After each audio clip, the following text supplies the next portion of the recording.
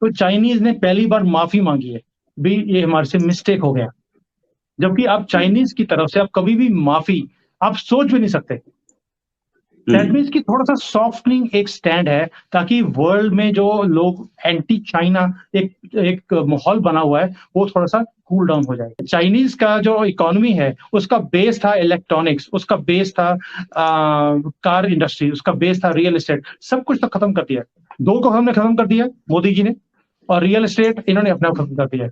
कि trade war अब कहां जाती दिख रही है और इसमें इंडिया को कहां फायदा होता दिख रहा है। हमें पहले ही सेमीकंडक्टर्स में इंडिया को भयंकर फायदा होता दिखा है। सेमीकंडक्टर्स में इन्वेस्टमेंट आई है, सेमीकंडक्टर्स में हम लोग काम कर रहे हैं और ताइवान जो कि सबसे बड़ा सेमीकंडक्टर का मतलब मेरे मोबाइल में, मेरे लैपटॉप में जितने सेमीकंडक्टर्स पूरी वर्ल्ड सेमीकंडक्टर से चल रही है, ये इसमें इसका 90% ताइवान से आता है और ताइवान अब इंडिया से चाहता है कि इंडिया में काम शुरू हो।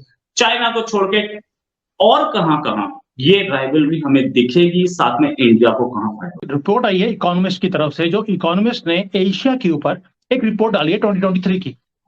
उसके अंदर उन्होंने ये सारी बातों को कवर किया हुआ है, जिसमें इंडिया भी आता है, चाइना भी आता है, थाईलैंड, मलेशिया, ये सारी कंट्रीज आती हैं।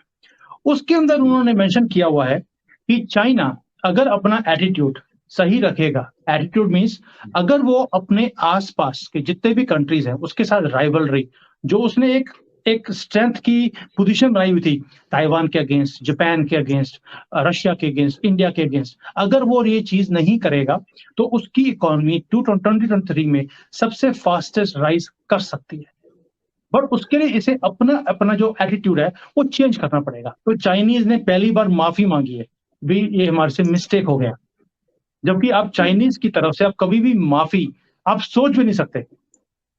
दैट मीन्स कि थोड़ा-सा सॉफ्टनिंग एक स्टैंड है, ताकि वर्ल्ड में जो लोग एंटी चाइना एक एक माहौल बना हुआ है, वो थोड़ा-सा कूल डाउन हो जाए। क्यों?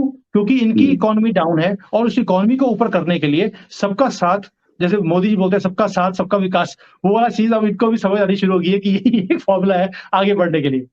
तो चाइना और इंडिया जॉइंट वेंचर इज़ चिंडिया, जिसके अंदर इंडिया सॉफ्टवेयर हमारा पूरी दुनिया में, हार्डवेयर आप बनाते हो, लड़ाई की ज़रूरत ही नहीं है।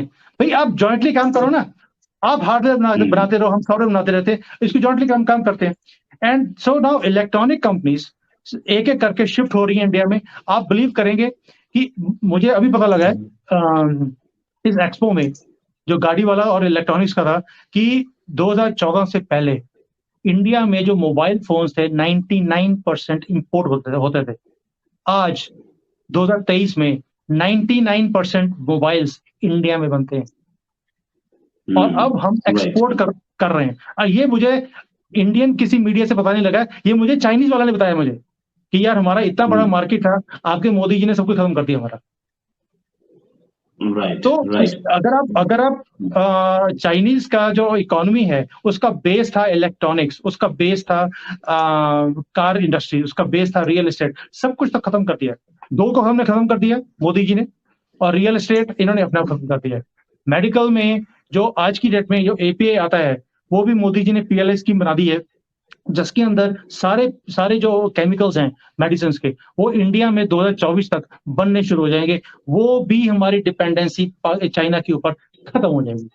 तो आप देखिए कि अगले 2 साल में इंडिया का जो आउटलुक है वो चाइना से मच मच बेटर है इन एवरी सेक्टर। इसलिए हमें किसी हमारी जो स्टैंडिंग है आज की डेट में वो इतनी स्ट्रांग है, हमारी फुटिंग इतनी स्ट्रांग है, ये तो लड़खड़ा रहे हैं आज की डेट में। इनको बचाने वाला कोई नहीं है, लेकिन इंडिया के साथ सबसे अच्छी बात क्या है कि हमारे रिलेशंस पूरे वर्ल्ड में सबके साथ बहुत अच्छे हैं। हमारे फ्री ट्रेड एग्रीमेंट्स हो रहे हैं। भई there is a trust factor. China के साथ किसी का ट्रस्ट फैक्टर ही नहीं है। Nobody trust them. इसलिए इनके साथ कोई फ्री ट्रेड एग्रीमेंट करने को तैयार नहीं है, कोई इनके साथ इंडस्ट्री जॉइंट वेंचर लगाने को तैयार नहीं है। तो इसलिए अगर आप बोलेंगे कि इंडिया और चाइना का कंपैरिजन और इनकी कौन-सी सेक्टर्स हैं जो स्ट्रॉन्ग हैं, तो मेरे हिसाब से आज की डेट में इनका कोई भी सेक्टर स्ट्रॉन्ग नहीं है, सारे लड़खड़ा रहे हैं। रोहित भाई, इससे ज़्यादा बुरी हालत क्या होगी कि बैंक्स के जो हाउसिंग लोन्स दिए हुए हैं बैंक ने, उसकी रीपेमेंट्स वापस नहीं आ रहे हैं। एनपीएस हो गए हैं more than 5 trillion RMB. Banks ने वो प्रॉपर्टीज टेक ओवर कर ली हैं। वो प्रॉपर्टीज 50% से भी कम प्राइस में बेचने की कोशिश कर रहे हैं, बैंक बेच नहीं पा रहा है। और बैंक ने वो प्रॉपर्टीज आज रेंट पे देनी शुरू कर दी ताकि कुछ रेंट ही आ जाएगा। कैन यू बिलीव, एक बैंकर जिसका काम लोन देना और लोन की रिकवरी करना है, वो आज रेंट पे प्रॉपर्टी दे रहा है क्योंकि उसकी प्रॉपर्टीज बिक नहीं रही। इकोनॉमिस्ट के अंदर बताया गया है कि बीजेपी की जो स्ट्रेंथ है कंट्री के अंदर वो इतनी ज्यादा है, मोदी जी की इतनी ज्यादा पॉपुलैरिटी है कि यहाँ पे रेजिम चेंज होना नामुमकिन है आज की डेट में। और 24 की जो प्रिडिक्शंस हैं मोदी जी के वापस आने की, तो एक कंटिन्यूटी रहती है आपकी पॉलिसीज के अंदर, गवर्नमेंट पॉलिसीज में, बिजनेस आउटलुक में, तो उसका फायदा सबसे ज्यादा इंडिया को मिलेगा। और उन्होंने मेंशन किया है दिस इज इंडियाज मूवमेंट, और उन्होंने 5-6 क्राइटेरियाज दिए हुए हैं। क्राइटेरियाज में था जैसे फॉरेन ट्रेड इंडिया का चाइना से बेटर है, हमारा बिजनेस आउटलुक चाइना से बेटर है, environment for doing business China से बेटर है। हम अगर लैग डाउन कर रहे हैं उनसे, चाइना से, वो सिर्फ इंफ्रास्ट्रक्चर पे कर रहे हैं जो कि अब मैचअप हो रहा है। 2024 के एंड तक हमारी सड़कें और हमारा इंफ्रास्ट्रक्चर अमेरिका से बेटर होगा, ये भी एक अनुमान है और गवर्नमेंट का प्रयास भी है इसके ऊपर। और उसके बाद है आपका टैक्स रिजीम, वो हमारा इवन चाइना से टैक्स रिजीम बेटर है, मोर ट्रांसपेरेंट है। तो अगर हम कोई भी पैरामीटर्स लेते हैं how do we stand against China, तो चाइना के खिलाफ हमारा हर पैरामीटर में हम बेटर हैं आज की डेट में। और इसीलिए फॉरेन की जितनी कंपनीज हैं वो अब इंडिया की तरफ आने की सोच भी रहे हैं। Foxconn is one small part of the whole ocean of industries. और इसके अंदर जो रिपोर्ट है इकोनॉमिस्ट की, क्योंकि वो बहुत पैरामीटर्स को देखकर एक रिपोर्ट बनाते हैं और उसके बेसिस पे आप अपने डिसीजंस भी ले सकते हैं। मैं खुद इस रिपोर्ट्स को यूज करता हूं अपने कॉर्पोरेट्स में। तो उसके अंदर क्या है कि उन्होंने बोला कि इलेक्ट्रॉनिक्स का जो इंडिया पहले सिर्फ एक कंज्यूमर था, आज एक्सपोर्टर बन गया है। हम मोर देन $1.5 बिलियन की एक्सपोर्ट्स महीने की इंडिया से कर रहे हैं। और पूरा जो एनवायरनमेंट रहता है, चिप मैन्युफैक्चरिंग, मोबाइल के कवर्स बनाने वाले, मेरे पास अभी एक कंपनी कल परसों आके गई है इंडिया से, वो देख रहे हैं कि जो मोबाइल के कवर्स हैं, जो शीशा ऊपर का, वो इंडिया में बनता नहीं है, उसके केमिकल्स चाहिए उनको, वो जापान से आते हैं और चाइना के अंदर भी है, वो मिलता है आपको वो पाउडर। तो वो चाहते हैं कि इंडिया में ही बने। तो ऐसे ऐसे कंपनीज अब यहाँ पे जॉइंट वेंचर सब कर रहे हैं ताकि इंडिया में वो प्रोडक्ट्स बनने शुरू हो। तो इसलिए जो आउटलुक है इंडिया का वो चाइना से मच मच बेटर है।